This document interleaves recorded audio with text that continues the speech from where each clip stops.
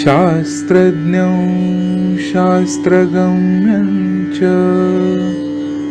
धर्मगम्यं च धार्मिकं निस्संगं सकलाधारं भक्तं स्वात्मरतं तथा वाग्मिनौ शान्तमूर्तिं च भक्तदुःखप्रणाशनं योगिनं माधवानन्दं सोऽहं रूपं नमाम्यहम्।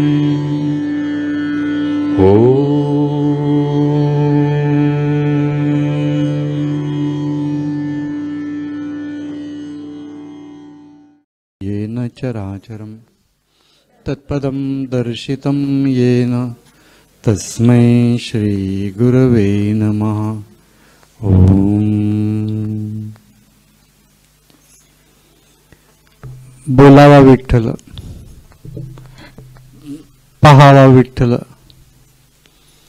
करावा विठ्ठल जीवभाव।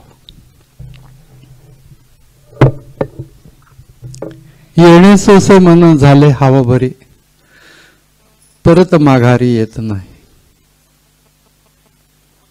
बंधनापासून उकलली गाठी, देता आली मिठी सावकाश।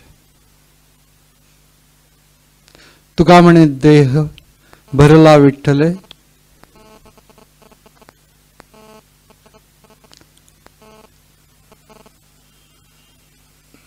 काम क्रोधे केले घर रीते।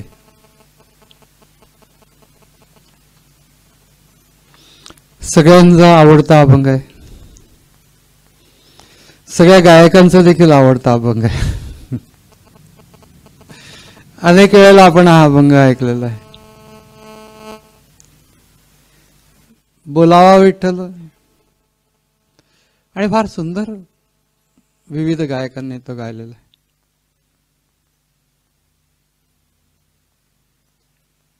महाराज काय सांगतात ते बघतो आपण।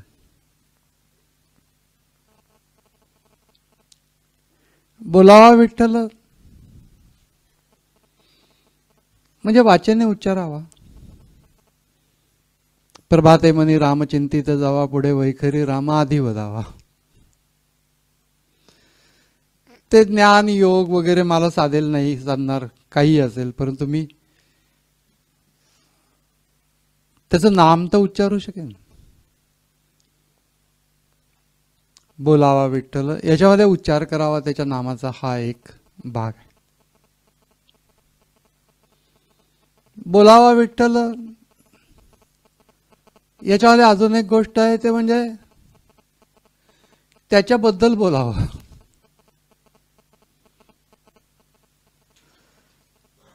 जेव्हा लोक भेटत असतात परस्परांना, त्यावेळेला निन्या गोष्टी बोलत असतात।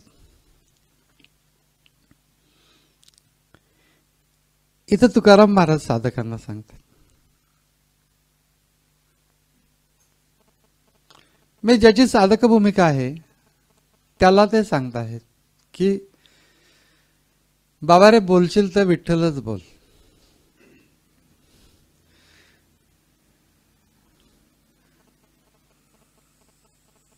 दोघं अगदी पारमार्थिक प्रवृत्तीची माणसं भेटली तरी देखील ते संसारी गप्पा करतात।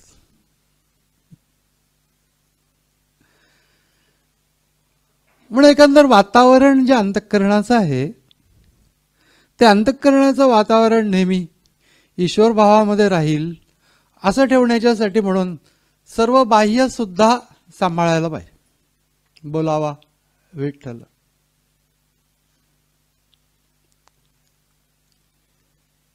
त्याच्यामध्ये जे आपण उच्चार करतो, जे आम्ही स्तोत्र म्हणतो, आरती म्हणतो,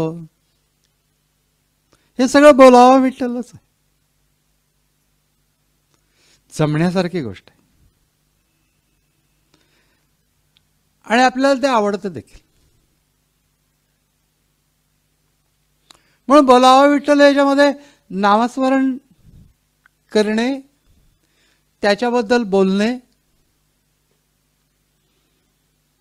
परस्परांशी बोलत असताना त्याच्याबद्दल बोलताना भक्तिभावाने त्याच्या कथांचं परिशीलन करणे, ते बोलणे.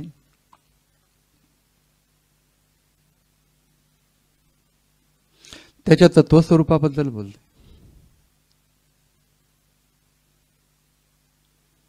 म्हणजे जितकं आम्ही खोलात जाऊ तितकं बोलणं जे आहे ते समोरची व्यक्ती कसं आहे हे पाहून बोलायला पाहिजे. तिला त्या गोष्टीचा फारसा इंटरेस्ट नाही आहे, बोलूच नको, मनातल्या मनामध्ये बोल. मी कुणीही आलं तरी धरा आणि बोलत बसा असं त्याचा अर्थ नाही आहे.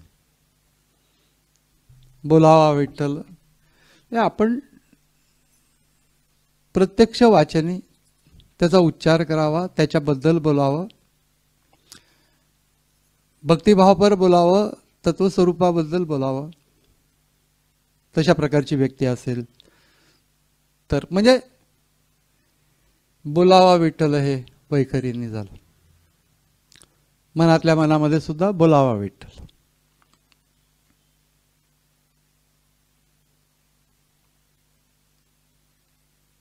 पाहावा विठ्ठल.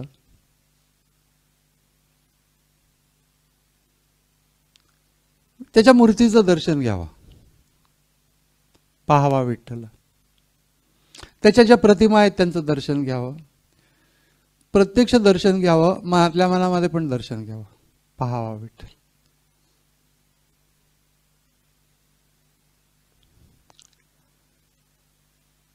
आणि त्याचं स्वरूप समजून घेऊन आतमध्ये तो आहे असा भाव मनामध्ये धरून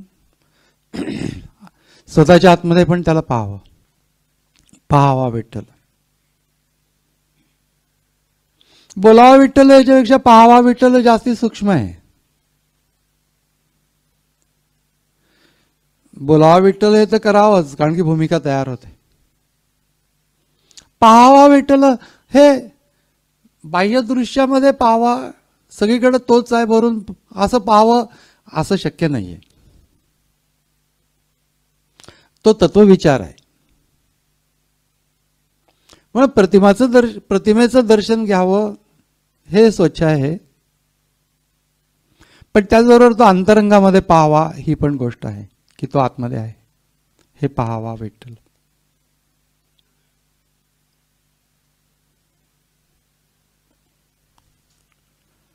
आणि अशा रीतीने पाहण्याचा प्रयत्न करता करता देव पाहावया गेलो, तेथे देवची होऊन ठेलो, तुका म्हणे धन्य झालो, आजी विठ्ठला भेटलो. याच्यामध्ये पाहण्याचा जो प्रयत्न आहे तो म्हणजे त्याचं दर्शन घेणे, ते बाह्यता दर्शन घेणे, तसं अंतस्थ दर्शन घेणे. पाहावा विठ्ठल. असं पाहण्याचा प्रयत्न करता करता पाहता पाहणे गेले दुरी म्हणे चोकयाची महरी. म्हणजे पाहण्याची क्रिया ज्याला पाहतो ते जाऊन त्याच्याशी चित्ताची एकरूपता साध्य झाली. पाहावा विठ्ठल याचा अर्थ एक अनुभवावा असा पण आहे. या अभंगाच्या नुसार अनुभवावा तो आहे हे, तर तो विचाराने सगळीकडेच तो आहे हे आम्हाला आता कळलेलं आहे, पण आपल्या आतमध्ये आहे हेही कळलेलं आहे. मग पहा ना. अभंग आवडीचा असला तरी खोल खूप आहे. सगळ्या संतांच्या आवडीचा अभंग हा असण्याचं कारण, गायकांच्या आवडीचा असण्याचं कारण आणि सगळ्यांच्याच आवडीचं असण्याचं कारण हे आहे की त्याच्यामध्ये सगळ्या प्रकारचे भाव आलेले आहेत आणि अतिशय गोडी आहे. पाहावा विठ्ठल.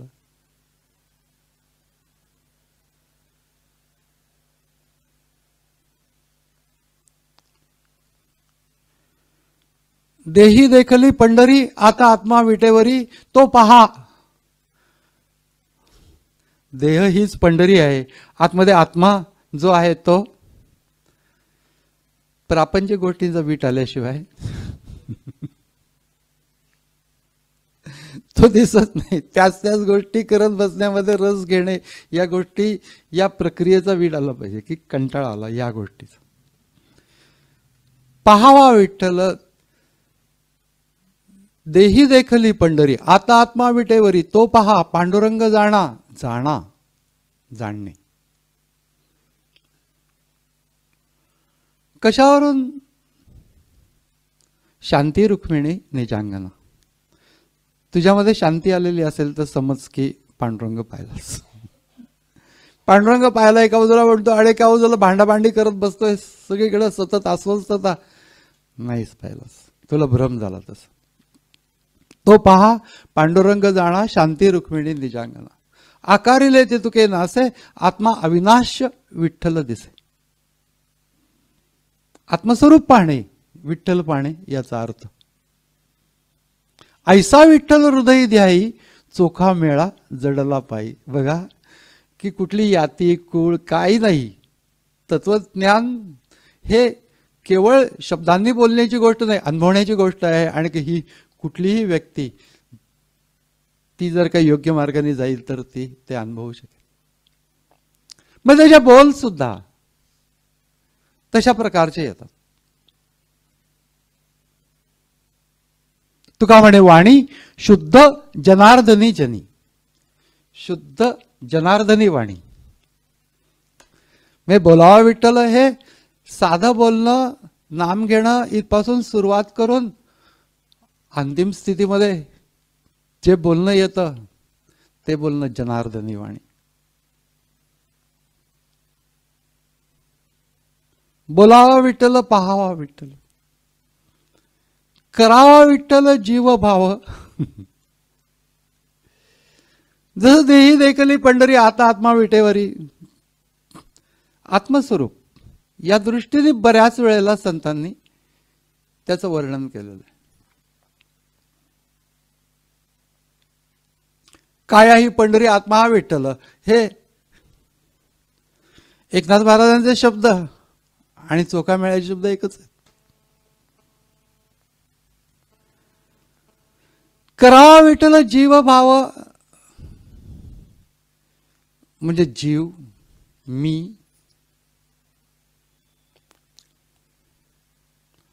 मी जीव, मजसे बंधन, मजसे आहे जन्म मरण. अशा प्रकारचा भाव ठेवू नकोस. विठ्ठलच आहे जीवरूपाने आपल्यामध्ये, अशा प्रकारचा भाव ठेव. प्रत्यक्ष ही योगिक अनुभूती आहे, पण योगिक अनुभूती येण्यापूर्वी भावनात्मक भूमिकेने त्याला धरून ठेव की तो आतमध्ये. करावा विठ्ठल जीव भाव.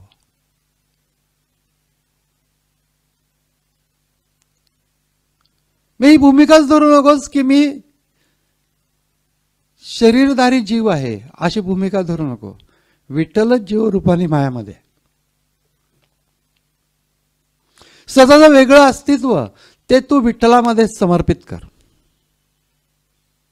करावा विठ्ठल जीव भाव.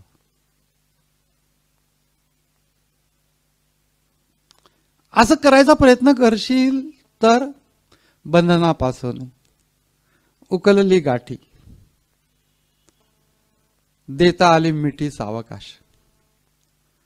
बंधनापासून म्हणजे कसलं बंधन आहे? देहबुद्धीचं बंधन आहे. मी देह आहे, ही जी भूमिका आहे तिचं बंधन आहे. उकलली गाठी, गाठ कसली आहे? समजुतीची गाठ आहे. समजूत आहे लहानपणापासून की मी शरीर आणि शरीराला लागलेलं म्हणजे एकंदरीतच मन बुद्धी सहित असलेलं व्यक्तिमत्व हे मी आहे. अशा प्रकारची जी लहानपणापासूनची असलेली समजूत आहे तिची लहानपणापासून त्याच समजुतीमध्ये राहिल्या असल्यामुळे पक्की गाठ होऊन बसलेली आहे. आणि तू या पद्धतीने जर का गेलास, बोलावा, पाहावा, करावा विठ्ठल जीवभाव प्रयत्न आहे, त्यातनं हे होईल की बंधनापासून उकलली गाठी. एकदम गाठ सुटत नाही.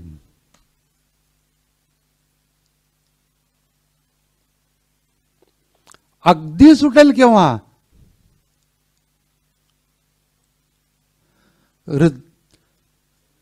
भिद्यते हृदय ग्रंथी.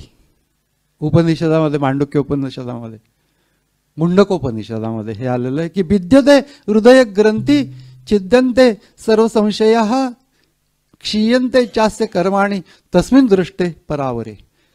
तो परमतत्व पाहिल्यानंतर हे सगळं,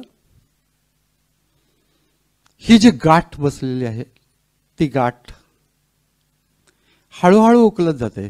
ती काय एकदम सांगितला विचार की लगेच झटकन झालं असं होतच नाही. निवृत्तीनाथांनी ज्ञानेश्वरांना सांगितल्यानंतर ज्ञानेश्वरांचं झालं. कशाला आपण त्यांच्याबरोबर उभं राहायचं आहे? अवतारी पुरुष आहेत ते. आपण पण अवतार आहोत, पण वेगळ्या अर्थाने आहोत. अवतारी पुरुषांच्या बाबतीमध्ये कधीही स्वतःची तुलना तशी करू नये.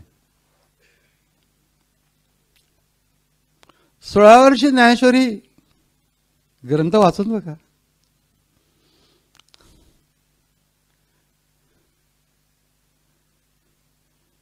एक ग्रस्त आले होते आणि थोडेसे तार्किक होते. पूर्वीच्या काळी मी खूपच जोरकस होतो, आता इतकं नाही आहे. म्हणलं की हे कसं शक्य आहे? ज्ञानेश्वरी एवढे सगळे अनुभव या 16व्या वर्षामध्ये, अशक्य कुठली गोष्ट. म्हटलं की नॉर्मल मनुष्य या दृष्टीने त्यांच्याकडे पाहता कामा नये. असं कसं पाहता कामा नये? माणसानेच तर लिहिलेली आहे ना. म्हटलं की तुमचं वय काय? ते म्हणले साधारण 70 आहे. ते म्हटलं की तुम्ही 100 वर्ष घ्या, एक ओवी लिहून दाखवा. एक ओवी लिहून दाखवा. असं शक्यच नाहीये. ती गोष्ट काही अशा प्रकारचं कल्टिवेशन निर्माण होत नाही ज्ञानेश्वरी सारखी. त्यामुळे त्यांचं का झालं, कसं झालं हा विचार आपण करू नये. आपलं काय ते याचा विचार करा. बंधनापासून उकललेली गाठी, म्हणजे तुम्ही गाठ जर का कधी अशी पक्की गाठ बसलेली असते आणि आपण सोडायचा प्रयत्न करतो, किती वेळ झाला तरी ते सुटत नाही. मग एकाच ठिकाणी प्रेशर देऊन नुसतं राहावं लागतं. थोड्या वेळाने हळूहळू हळूहळू उकलली. तसं एकाच धारणेने तत्वाचा वेध घेण्याचा प्रयत्न करता करता देहाशी संबंधित तादात्म्यता आहे, ती जी गाठ आहे उकलते. म्हणजे हळूहळू मोकळे होते. त्याला कित्येक वर्ष जातात. पण साधना जर म्हणजे ती प्रेशर सुटलं तर मध्ये ती गाठ कधी निघणारच नाही. प्रेशर सततच ठेवायला लागतं ते उकलण्याच्यासाठी, उकलेपर्यंत. काही काळानंतर ते सैल होते. हा आपला दररोजच्या व्यवहारातला अनुभव आहे. बंधनापासून शब्द सुद्धा इतका अप्रतिम वापरला, उकलली. बंधनापासून उकलली. बंधन आहे ते समजुतीचं आहे. मी देह मजसे बंधन, मजसे आहे जन्म मरण, केल्या कर्माचे फळ भोगीना आता. अरे मी आत्मस्वरूप आहे, ही भूमिका धर. त्या दृष्टीने स्वतत्वावरती लक्ष केंद्रित कर आणि तिथंच लक्ष केंद्रित करून राहण्याचा प्रयत्न कर काही काळ, रोज. म्हणजे त्या गाठीवरचं प्रेशर मेंटेन करणे. हळूहळू हळू उकले. बंधनापासून उकललेली गाठी देता आली मिठी सावकाश. एकदम नाही होणार, त्याला काही काळ जाईल. लगेच होणार नाही, सावकाश. अवकाश आपणच देत नाही होत, स्वतःलाच देत नाही होत. प्रत्येक वेळेला कुठल्या ना कुठल्या तरी गोष्टीमध्ये स्वतःला गुंतवून घेतो आणि या गोष्टीला मग वेळ नाही, अशी अवस्था निर्माण होते. अवकाश, थोडीशी स्पेस. या गोष्टीसाठी म्हणून जीवनामध्ये, दररोजच्या जीवनामध्ये ठेवली पाहिजे. देता आली मिठी. आणि मिठी देता आली याच्यामध्ये दोन गोष्टी आहेत. एक ईश्वर आहे, ईश्वर तत्व आहे, एक मी आहे. आणि त्यांची एकरूपता चित्ताच्या द्वारे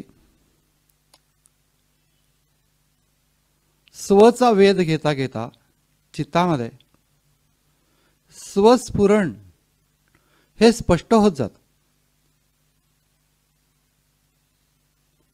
मग जे वेगळेपण आहे, व्यक्तिमत्वाचा मी हा प्रयत्न करतोय आणि मूळ मी याचं स्फुरण आहे. सगळ्या वृत्ती बाजूला केल्या की त्या मी, मूळ मीचं स्फुरण अतिशय स्पष्ट होतं. आणि मग चित्त ज्या वेळेला त्या स्फुरणाला धरून राहतं त्यावेळेला ती चित्ताची चैतन्याशी मिठी पडते, असं काव्यात्मक रीतीने म्हटलेलं आहे. दोन वेगवेगळ्या गोष्टी नाहीच आहेत. इकडून देव आला, इकडून मी आलो, आम्ही मिठी मारली,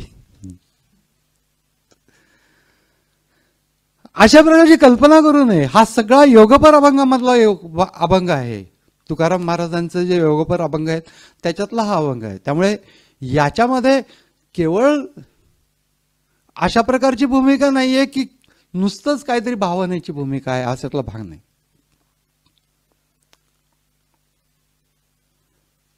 योगचित्तवृत्ती निरोधा तदा द्रष्टुः स्वरूपे वस्थानम. त्यावेळेला द्रष्टा स्वरूपाच्या अवस्थेमध्ये येतो. म्हणजे ही जी जाणीव आहे अस्तित्व मात्र, त्या अस्तित्व मात्र जाणीवेमध्ये ज्या वेळेला चित्त जातं त्यावेळेला चित्ताचं चित्तस्वरूप राहतच नाही, ते जणू काही चैतन्यरूप होऊन जातं. अशा रीतीने त्याची मिठी बसते. देता आली मिठी. पण हे एकदम होत नाही, हळूहळू दररोज करायला लागतं. सावकाश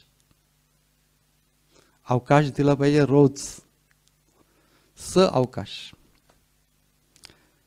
ते जेवणाच्या वेळेला सुद्धा म्हणतात ना की सावकाश जेवा, म्हणजे अवकाश म्हणजे पोटात थोडी जागा ठेवा,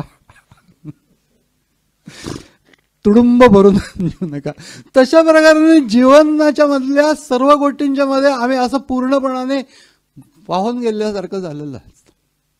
थोडा देखील मायासाठी स्वतःला वेळ नाही असं नको. अवकाश रोज जर का मी हा प्रयत्न करेन, देता आले मिठी, रोज मिठी देणे, त्याचा प्रयत्न करणे की तत्वस्वरूपावरती, स्वस्वरूपावरती, स्वच्या जाणीवेवरती चित्त काही काळ ठेवून बाकी सर्व गोष्टी सोडून दिल्या की चित्त आणि चैतन्य यांची मिठी म्हणजे एकरूपता अनुभवत आहे.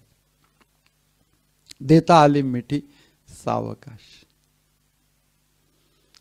तुका म्हणे देह भरला विठ्ठल आहे. हो हो, सगळा देह विठ्ठलाने भरून गेला. देह याचा अर्थ देहबुद्धी, ती ईश्वर स्वरूप होऊन गेली. देहबुद्धी ते आत्मबुद्धी करावी, सदा संगती सज्जनाची धरावी. कुठल्याही साधनेने हळूहळू चित्त त्याच्याशी जोडत राहता राहता राहता राहता तदाकार होता.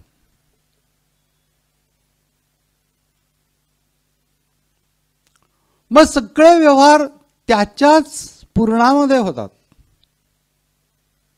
चित्त त्याच्याशी जोडलेलं आहे आणि सगळे व्यवहारही चालू आहेत. अशा प्रकारची अवस्था देह भरला विठ्ठल आहे.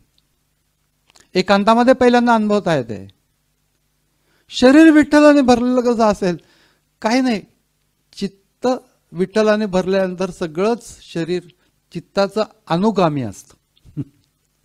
ते जणू काही विठ्ठलाने भरल्यासारखं होतं.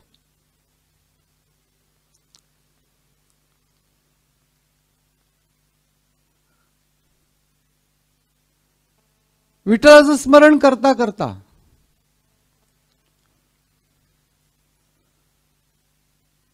तुकाराम महाराजांनी एका ठिकाणी म्हटले, सकळ इंद्रिया मन हे प्रधान, तेही करी ध्यान विठ्ठलाचे. मी प्रयत्न करतोय की त्या विठ्ठलाला बाजूला करायचा प्रयत्न करतोय, पण तो काही बाजूला होत नाही. विठ्ठल हे अंग, व्यापली हे काया, विठ्ठल हे छाया माझी मज. माझीच मला असलेली छाया आहे. तत्वस्वरूपाने बघितलं तर माझ्या आतमध्ये असलेलं चैतन्य तत्व आणि विठ्ठल या नावाने प्रगट होणारं चैतन्य तत्व हे एकच आहे. माझी मज छाया, विठ्ठल हे छाया माझी मज. बैसला विठ्ठल जिव्हेची माथा, विठ्ठल जिभेच्या माथ्यावरती बसला. न वदे अन्यथा आनंद तुझे. प्रयत्न केला तरी ते दुसरं काही बोलतच नाही. सकळही इंद्रिया मन हे प्रधान. मी म्हटलं की आता जरा कुठेतरी विठ्ठल नाही अशी जागा पाहू. सगळ्या इंद्रियांना मन प्रधान आहे, तिथं तरी जागा असेल. तेही करी ध्यान विठ्ठलाचे. तुका म्हणे या हो विठ्ठलासी. आता काय करावं या विठ्ठलाला?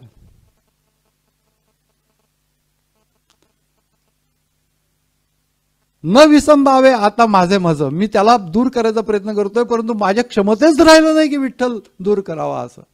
म्हणजे बुद्धी, सगळी इंद्रिय, मन त्याला त्याच्यामध्येच आहे, इंद्रियांच्या मध्ये. आणि ते सगळे विठ्ठलाशी तद्रूप होऊन गेलेले आहेत. गोंदवलेकर महाराजांच्या जीवनातला प्रसंग आहे की त्यांच्या उत्तर आयुष्यातला प्रसंग आहे. आणि तसे महाराज वयाने आता बरेच मोठे झालेले. आता त्यावेळेला एक जण होते, त्यांच्या पायाला तेल लावत होते. आणि तेल लावता लावता म्हणले, महाराज तुमचं वय झालं पण पोटऱ्या फार घट्ट आहेत. पोटऱ्या फार घट्ट आहेत म्हणले. तर घट्ट नसून कसं चालेल? घट्ट असणारच म्हणले की त्याच्यामध्ये रामनाम भरलेलं आहे ना. महाराज म्हणतात त्याच्यामध्ये रामनाम भरलेलं आहे ना. तर असा कधी असतं का म्हणले. कान लावून बघ. म्हणून त्याने खरंच कान लावला पोटरीला आणि त्याला चक्क रामनाम ऐकू आलं. देह भरला विठ्ठल. आपल्याला हा प्रयत्न नको करायला. आपण पोटऱ्यामध्ये नाम येईल वगैरे हे प्रयत्न नको करायला. आपण आपल्या मनामध्ये, चित्तामध्ये त्यांच्या जीवनातले प्रसंग असतात, एक एक उद्बोधन या स्वरूपामधले असतात. बाकी काही आपण त्याला फॉलो नाही करू शकत.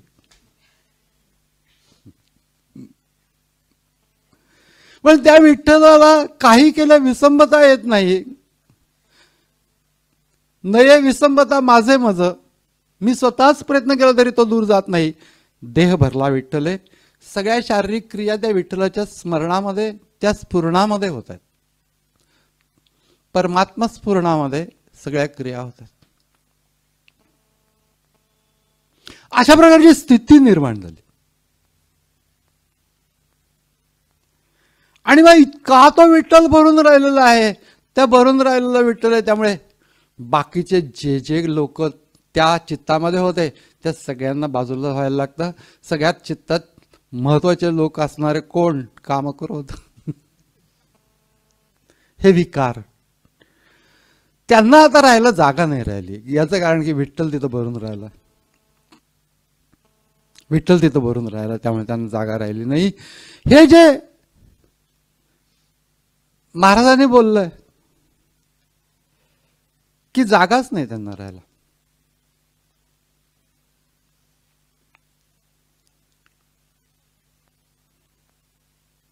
सहजपणाने आपण विचार करू की चालता बोलता धंदा करिता खाता जेविता सुखी होता नाना उपभोग भोगिता नाव विसरू नये. अशा प्रकारचं नामस्मरणाचा जो समास आहे त्या समासानुसार जर का आम्ही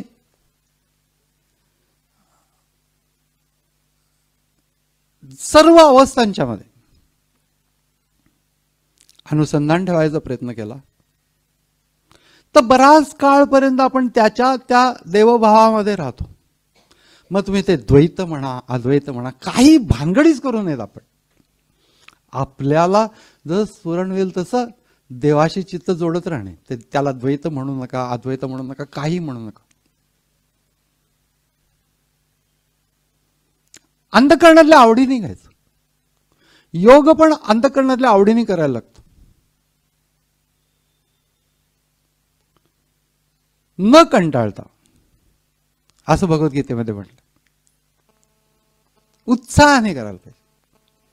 तशा प्रकारे हे जी गोष्ट आहे कंपल्शन नाही आहे किंवा तुम्ही विठ्ठलाचं नाम घ्या, कुठलंही नाम घ्या, काहीतरी अनुसंधान करा, काही नाही. हे सांगितलं की असं करता आलं तर बघा. खराच असं नाही आहे. कंपल्शन कुणावरती काहीच नाही आहे. पण ही जी स्थिती आहे ती स्थिती पाहिल्यानंतर तुका म्हणे देह भरला विठ्ठल आहे. सगळा देहभाव निघून जाऊन ज्या वेळेला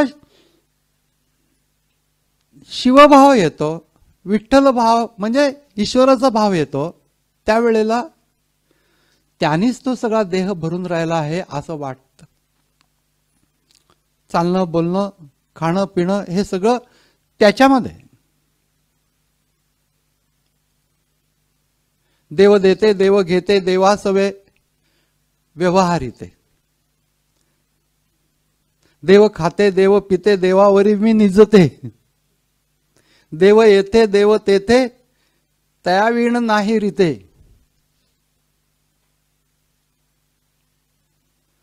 जनाबाई म्हणते, जनी म्हणे विठाबाई सबाह्य अंतरी भरून राही. अंतर्बाह्य भरून राहिलेलं आहे. त्यामुळे जणू काही ती त्या विठ्ठलामध्येच वावरती आहे. देह भरला विठ्ठले म्हणजे सगळं शरीर, मन, बुद्धी सगळं त्याच्याशी संबंधित होऊन गेलेलं. चित्त संबंधित झालं की सगळं संबंधित होतं. इंद्रिय ही सगळी चित्ताचं अनुकरण करणारी असतात, तत्वज्ञान सांगतात. चित्त एकदा भरलं की झालं. मग आमचा प्रयत्न काय, चित्तामध्ये अवधान निवडून राहणे. ईश्वर भाव म्हणा, आत्मभाव म्हणा, दोन्हीपैकी कुठलीही गोष्ट, त्याच्या अस्तित्वावरती अवधान ठेवून राहणे. असं केल्यानंतर स्वतःच्या वेगळेपणाचा विसर पडतो. देह नष्ट होत नाही, वेगळेपणा नष्ट होतो. त्याच्यापासून मी वेगळा आहे असा भाव नष्ट होतो. देवभक्ताचे एकांती तुका म्हणे पडे मिठी. एकाचा अंत होतो. कोण एकाचा अंत होतो? देवाचा अंत होण्याचा प्रश्न नाही. आपला अंत होतो का? मग भक्ताचा अंत होतो का? भक्ताचा पण अंत होत नाही. भक्ताच्या वेगळेपणाचा अंत होतो. मी त्यापासून वेगळा आहे असा जो वेगळेपणा त्याचा अंत होतो. मग तुका म्हणे देह भरला विठ्ठल आहे म्हणजे व्यवहारामध्ये असो, एकांतात असो, चित्त त्याच्याशी सद्रूप आहे. मग कुठली कृती करत असताना सुद्धा जनाबाईंनी म्हटलं तसं देव देते, देव घेते, तया सवे व्यवहारिते. देह भरला विठ्ठले, काम क्रोधे केले, घर रीते. अंतःकरण रूपी घर जे आहे ते कामक्रोधांना उगीच त्यांनी बळकावलेलं होतं. महाराजच असं म्हणत असत की सोडायचं काय याचा विचार करू नका, धरायचं काय याचा विचार करा. आणि धरायचं काय हे पक्क धरून ठेवता ठेवता ठेवता सोडायचं ते आपोआप सुटत जातं. त्याच्यासाठी म्हणत हे सोडायचंय, ते सोडायचंय, ते सोडायचंय, अशा प्रकारची भानगड करत न बसता हे जे धरायचं आहे ते एक पक्क धरून ठेवा. एक धरला चित्ती आम्ही रखमाईचा पती, तेणे अवघे झाले काम, निवारेला भवश्रम. या प्रकारची संतांची शिकवण आहे की चित्तामध्ये त्याचं अनुसंधान ठेवा. असं करता करता देह भरला विठ्ठले, काम क्रोधे केले. म्हणजे ते ज्याच्याशी तुम्ही झगडत बसलात की हे बाजूला जाऊ देत, ते बाजूला जाऊ देत, हे मी दूर करीन, काही करू नकोस, पक्क त्याला धरून ठेव. असं केल्यामुळे कामक्रोधांना जागा राहिली नाही अंतःकरणामध्ये. तुळशीदासाने फार सुंदर काव्यामध्ये म्हटलेलं आहे की तक्रार केलेली आहे की देवा हे घर जे आहे तुझं म्हणजे शरीर रूपी, चित्त रूपी, त्याच्यामध्ये वेगळेच लोक येऊन राहत आहेत. तुझी मालकी त्याच्यावर आहे पण त्याच्यात वेगळेच लोक येऊन राहिलेले आहेत. मला तुला सांगणं भाग आहे. वेगळे लोक येऊन राहिलेले आहेत तर तुझं काय जात आहे? असं नाही म्हणले. मी तुला सांगतोय याचं कारण की तू इतका सर्व सत्ताधारी आहेस आणि तुझ्या घरावरती म्हणजे माझं देह चित्त तुझी सत्ता नाही आणि दुसरे लोक राहतात त्याच्यामुळे तुला कमीपणा येईल म्हणून सांगतो की यांना घालो. सौंदर्य संतांच्या वागवयामध्ये असतं की तुला कमीपणा येईल म्हणून सांगतोय की यांना घालो. काम क्रोध केले घर इथे हळूहळू ते निघून गेले कारण की मालक आला घराचा तो तिथं राहायला लागला. खरा मालक देव आहे या शरीररूपी घराचा अंतःकरण रूपी घराचा. अशा प्रकारची चित्ताची भूमिका आणि त्यांनी त्याला धरून ठेवणे. हळूहळू धरून ठेवण्याची आवश्यकता राहत नाही तो आपण तिथं राहायला लागतो आणि मग तोच असं राहायला लागल्यानंतर मग हे लोक आपोआप निघून जातात. अशा रीतीने अगदी सुरुवातीपासून बोलावा विठ्ठल पहावा विठ्ठल करावा विठ्ठल जीव भाव येणे सोसे सोस आहे. हा सोस म्हणजे जी गोष्ट क्षमतेच्या थोडी पलीकडची आहे ती मिळवण्याचा प्रयत्न करणे ती धारण करणे. एखादी मुलगी असते लहान ती अगदी नथ बीत घालते छोटी मुलगी आणि असं म्हणतात की सोस मावशी आहे. म्हणजे कसले सोस आहे मोठेपणाचा. अजूनपर्यंत वय नाही झालं आलेलं परंतु तरी मोठेपणाचा सोस आहे. तशा प्रकाराने देवा तू मला प्राप्त व्हावा हा माझा सोस आहे कारण की माझी क्षमता नाही आहे. पण तू जर का मला नटवलंस तर मी नटेन. तशा प्रकाराने आम्ही थोडस बालक भाव धरून भावनेच्या अंगाने त्याचा आईचा पदर धरून जसं मूल राहतं तसं राहणे भावनात्मक दृष्टीने आणि दुसरी योगज्ञानात्मक दृष्टीने त्याचं अस्तित्व धरून राहणे. तो आहे अशा प्रकारची जाणीव धरून राहणे. त्या जाणीवेमध्ये नामस्मरणासहित राहणे. असं करता करता करता तुका म्हणे देह भरला विठ्ठले काम क्रोध केले घररीते हा त्याचा परिणाम आहे. पण मुख्य गोष्ट आहे की सर्व जीवन विठ्ठलाने व्यापून टाकलं. अशा प्रकारची स्थिती निर्माण आली. अप्रतिम अभंग बोलावा विठ्ठल पहावा विठ्ठल करावा विठ्ठल जीव भाव बंधनापासून उकलली गाठी देता आली मिठी सावकाश. हे एकदम होणार नाही हेही लक्षात ठेवावं. परंतु आपण काही झालं तरी देखील एका ठिकाणी तुकाराम महाराजांनी म्हटलं की इतका तो व्यग्र आहे सगळ्या जगाचा व्यवहार त्याला चालवायचा आहे त्यामुळे तो माझ्याकडे कुठे लक्ष देणार. असं जरी असलं तरी आपण हाक मारायचं सोडायचं नाही.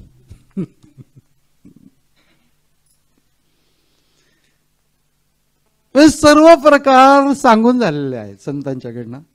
आम्ही करण्याची जी गोष्ट आमची आवड आहे असं नाही की आम्ही आता उद्यापासून सुरुवात करणार आहोत असं नाही आम्ही करतोच आहोत. पण हे सगळं आम्ही पाहतो कशासाठी याचं कारण की जे करतो आहोत त्या गोष्टीला एक प्रकारचं बूस्टिंग मिळतं की हां असंच करायचं याच प्रकारे जायचंय. हळूहळू एकतर आत्मभाव किंवा देवभाव मनामध्ये ठेवून स्मरण करणे अनुसंधान राखणे कुठल्याही व्यवहारामध्ये हा एक भाव. आणि दुसरी गोष्ट म्हणजे भावनात्मक भागामध्ये मी देवाचं मूल आहे. संतान भाव हा सर्वश्रेष्ठ भाव असं रामकृष्ण म्हणत असत की मी देवाचं मूल आहे. म्हणून भावनात्मक रीतीने सुद्धा त्याला सोडता कामा नये. आणि योगज्ञान साधना या सगळ्या गोष्टींनी एका रीतीने चित्त चैतन्याशी जोडत राहणे विठ्ठलाशी जोडत राहणे असं ते करा. बोलावा विठ्ठल असं उपदेशात्मक सांगितलं आणि मग स्वतःची स्थिती सांगितली. तुका म्हणे देह भरला विठ्ठले काम क्रोध केले घररीते. शेवटच्या अंतिम स्थितीमध्ये अंतःकरण विशुद्ध होऊन जातं आणि विशुद्ध अंतःकरणे चरंतः कौपीनवंतः खलु भाग्यवंतः असं शंकराचार्याने म्हटलंय. तसं अंतःकरण विशुद्ध होऊन जातं. त्याच्या अस्तित्वाशी चित्त संबंधित होणे यामुळे जे मनाची आपापच सगळ्या बाजूनी विरक्ती निर्माण होते याच्यात अडक त्याच्यात अडक हे सगळं मनातलं निघून जातं त्याला कौपीन असं म्हटलेलं आहे. कौपीनवंत ऍक्च्युअली कौपीन घालत बसण्याचा उद्योग करायला नको आहे. अंतःकरणाला नेसवलेलं वस्त्र आहे हे. चिन्मयानंद असं म्हणतात की संन्यास हे संन्यासाची जी वस्त्र असतात ती संन्यास बाह्य वस्त्रांनी संन्यास साधला जात नाही. संन्यास हे अंतःकरणाला चढवलेलं वस्त्र. तशा प्रकाराने ती गोष्ट होईल कशी? किती प्रयत्न केला तरी होत नाही. कारण की लहानपणापासून आम्ही अनेक गोष्टीमध्ये रत होत आलेलो आहोत. त्यामुळे विरक्ती ही गोष्ट प्राप्त कशी होईल? विचारच करू नकोस, ईश्वराचं अनुसंधान कर. त्याच्यातनं या गोष्टी आपोआप सुटत जातात. त्याच्यातनं माझी अटॅचमेंट कमी कमी होत जाते. बंधनापासून उकलली गाठी, देता आली मिठी सावकाश. अशा प्रकारचं अप्रतिम काव्य, अप्रतिम अभंग आणि त्याला साजेसं असं वातावरण की ज्यांना त्याच्यामध्ये आवड आहे त्यांच्यासमोर बोलायची संधी भगवंताचे उपकार आहे. हरिओम तत्सत. विठ्ठल विठ्ठल विठ्ठल विठ्ठल विठ्ठल विठ्ठल विठ्ठल विठ्ठल विठ्ठल विठ्ठल विठ्ठल विठ्ठल विठ्ठल विठ्ठल विठ्ठल विठ्ठल. पुंडलिक वरदा हरी विठ्ठल. श्री ज्ञानदेव तुकाराम पंढरीनाथ महाराज की जय. श्री ज्ञानेश्वर महाराज की जय. परमहंस सद्गुरु स्वामी स्वरूपानंद महाराज की जय.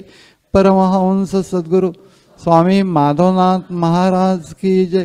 सर्व संतन की जय. जय जय रघुवीर समर्थ. नमितो योगी थोर विरागी तत्वज्ञानी संत तो सत्कविवर परात परगुरु ज्ञानदेव भगवंत. ओम.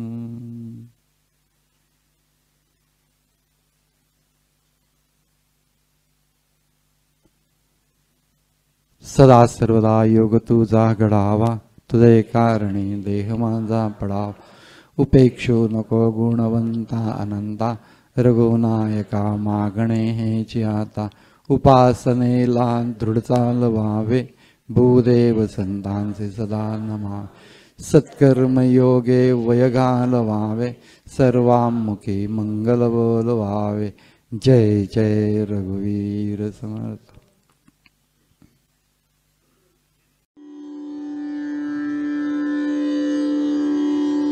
यस्य स्मरणमात्रेण चित्तं भवति निर्मलम्, स्वामी समाधवानन्दो नित्यं वसति मे हृदि. ॐ तत्सत्.